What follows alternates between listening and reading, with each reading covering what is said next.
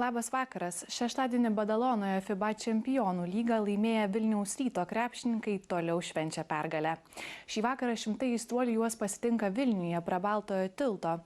Ten darbuojasi kolega Mykolas Jankaitis. Sveikas Mykolai, kaip buvo pasitikti čempionai ir kokia atmosfera tvyro?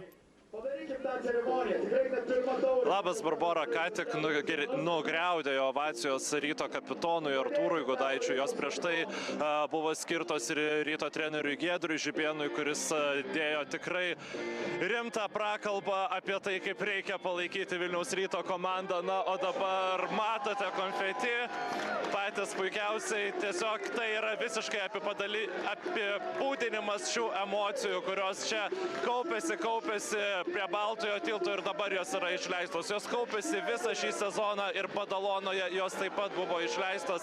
Ir Vilniaus Rytas su šita pakilia emocija tikisi eiti toliau šį sezoną Lietuvos krepšinio lygoje iki finalo ir finale, kaip visada, duoti labai rimtą kovą Kauno Žalgiriui. Tikisi eiti toliau Vilniaus Rytas ir kaip organizacija toliau auginti savo šią nuostabią bendruomenę, kuri kuria štai tokius vaizdinius, nuo kurių iš tiesų virpa širdis, netgi jų nematant, o juos tik tai jaučiant.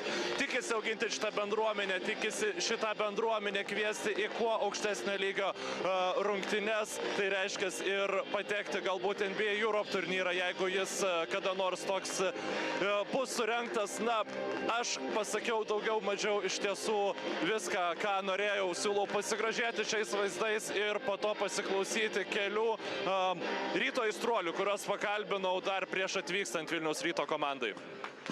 Labai smagu lankytis rungtynėse, stebėti per televiziją. Kažkaip mes tikrai labai seniai palaikom komandą ir džiaugiamės kiekvieną pergalę, ar tai būtų BCL-as, ar tai būtų LKL-as. Tiesiog, aš manau, tai yra mūsų šeimos komanda.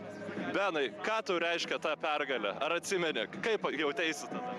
Na, aš jaučiausi taip, tarsi būčiau 9 dangui, nes aš negalėjau to žodžiais apsakyti ir dabar net negaliu. Aš tiesiog nesuprantu, kaip tai pavyko. Pralaiminėjom 20 taškų, prisivėjom iki 6 ir laimėjom.